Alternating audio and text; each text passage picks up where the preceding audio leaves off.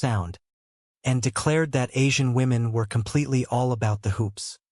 Mel turned her attention back to her nephew, instructing him that if he had any homework, he needed to complete it immediately. And beyond that, she pleaded with him to simply be good and not do anything disastrous. Rhonda leaned in, whispering a question about whether Mel meant he should not torch the place. Mel nodded gravely, confirming that yes, that was exactly what she meant. She explained the dark history. It had been one single, isolated alarm fire back at his old house. It happened the very week his father had run off to avoid the federal indictments.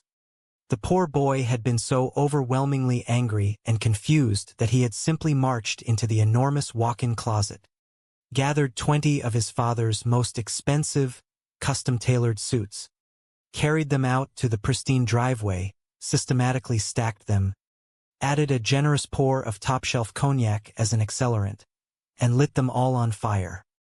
Rhonda offered a philosophical perspective, suggesting that, in a certain way, every human being occasionally needed to let their dark emotions out. Mel immediately shot that notion down. She firmly stated that no, they absolutely did not. The urge to set expensive things on fire was an urge that civilized people thoroughly repressed. Mel thanked Rhonda profusely for babysitting. She confessed, her voice trembling with genuine vulnerability, that she had not been on a single date since the 2 displaced children had moved into her home. It had been such an incredibly long time that she was actually feeling physically nervous. She held up 2 different outfits, seeking Rhonda's expert opinion. She gestured to the first, a sleek, conservative dress, suggesting it communicated a smart, independent woman with a bright political future. She then held up the second, a slightly more daring ensemble, noting that it whispered rumors of a former bad girl who was officially back on the scene. Rhonda eyed the second outfit with a mixture of amusement and alarm, asking Mel if she was planning on going hiking in those. Mel quickly shoved the daring outfit away, pointing to the conservative dress and declaring that it was the winner. The shrill ringing of the telephone shattered the moment of quiet anticipation. Mel answered, her cheerful greeting quickly morphing into a mask of pure horror. It was the principal of the local high school. Mel listened, her eyes widening with every passing second. She repeated the principal's words in disbelief. She asked what the girl had done when she had done it and where it had happened. The confirmation that it had happened that very day hit Mel like a physical blow. Mel stammered into the receiver, telling the principal that she found the accusation incredibly hard to believe. She defended her niece, stating that Lennox had not mentioned a single word about any incident and that such behavior was not at all typical for the honor roll student. However, as the principal continued to speak, Mel's defense crumbled. She assured the principal that she completely believed her, acknowledging that she knew when a situation was truly serious. She apologized profusely, promising that she would speak to Lennox immediately, though she still muttered that it could not possibly have happened. When she finally hung up the phone, Mel turned to Rhonda, her face pale. She announced the catastrophic news. That very afternoon at school, her brilliant, quiet niece had decided to mass-produce and hand out intricately designed flyers. These flyers contained an entirely original, highly insulting poem that rhymed the principal's last name in a remarkably creative manner that had absolutely not gone over well with Miss Lent. Rhonda gasped, noting that she did not want to send up a panic flare, but pointing out the distinct possibility that the local news channel might already have the story. Mel groaned, asking if Rhonda was sure. Rhonda was pretty sure, reminding Mel that she had just been on the air broadcasting live, fiercely denying that her family was falling apart. Mel collapsed onto the sofa, burying her face in her hands. 2 months.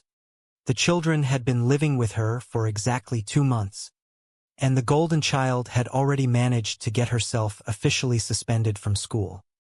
Mel sarcastically congratulated herself, awarding herself the title of legal guardian of the entire year. Rhonda offered a gentle but firm piece of advice. She told Mel that she kept telling her to hire somebody, to find an organizer, a professional household manager. Rhonda insisted that those deeply traumatized kids desperately needed structure, strict discipline, and perhaps even a touch of intensive therapy. She looked Mel in the eye and told her, with deep affection, that she simply could not do everything all by herself. Mel stood up, brushing the imaginary wrinkles from her skirt. She declared that while she might not be able to do absolutely everything, she could certainly handle this specific crisis. She convinced herself that it was simply a matter of marching upstairs and setting that teenage girl completely straight. She paused, looking around the empty room, and asked the universe why her own sister was not there to discipline her own daughter. She immediately answered her own tragic question, because her sister was currently locked up in a federal penitentiary. Mel marched up the stairs and pushed open the door to Lennox's bedroom. The room was a chaotic mess of half-unpacked boxes and discarded clothing. Mel tried a gentle approach first. She pointed to a framed photograph leaning against the wall. She asked Lennox if she remembered the two of them at the Fall Out Boy concert, casually mentioning that she had just found that old picture. Lennox, lounging on her bed with a pair of oversized headphones around her neck, offered a withering glare. She corrected her aunt, asking if she meant the specific photograph that had been hanging very obviously in the hallway right outside her bedroom door. Mel defensively corrected her, stating that it was hanging affectionately, not obviously.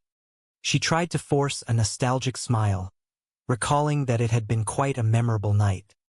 Mel sat on the edge of the bed, her tone shifting to one of earnest pleading. She told Lennox that she was just remembering the good times, the times when they actually shared things with each other, when they told each other important secrets. She pointed out that something incredibly important had happened that very day. She asked Lennox, her voice laced with genuine hurt, how the girl could possibly think she could get officially suspended from school without it being something she might want to share with her legal guardian. Lennox sighed dramatically, rolling her eyes toward the ceiling. She finally relented, offering a tiny sliver of information. She stated, with absolute teenage conviction, that Miss Lent was a total fascist. Mel threw her hands up in exasperation. She asked Lennox why she could not have simply called the woman a fascist, instead of writing a wildly inappropriate poem that rhymed her name with something unmentionable. Lennox crossed her arms defensively, stating that she had never once gotten into any sort of trouble at her previous, highly exclusive private school. Mel could not stop the sarcastic retort from slipping out. She reminded her niece that the only reason she had never gotten into trouble at the old school was because her immensely wealthy parents had literally bought the institution a brand new indoor swimming pool. Lennox scoffed, choosing to focus on the trivial details of her past luxury, complaining that the donated pool did not even have an attached spa, and asking the universe what was up with that. She waved her hand dismissively, offering a cold whatever. Mel stood up, her patience entirely depleted. She laid down the absolute law. She informed Lennox that Miss Lent was expecting a formal, in-person apology. She announced that the two of them had a mandatory appointment down in the principal's office at exactly 3 o'clock the following afternoon. Lennox offered a sarcastic retort, telling her aunt that it sounded great and asking Mel to let her know exactly how that meeting went. Mel stepped closer, her voice hardening with absolute authority. She informed Lennox that until she walked into that office and spoke directly to the principal, she was strictly forbidden from returning to the school grounds. Lennox shrugged, a mask of total indifference slipping over her face. She casually stated that she guessed she was simply not going back to school ever again. Mel felt a surge of panic, insisting that of course she was going back. She passionately reminded the girl that this was her foundational education, and that absolutely nothing in the entire world was more important. Suddenly, the melodic chime of the front doorbell echoed up the stairs. Mel gasped, her hands flying to her hair. Her date had finally arrived. She pointed a stern finger at Lennox, announcing that she had a great deal more to say on this subject. She ordered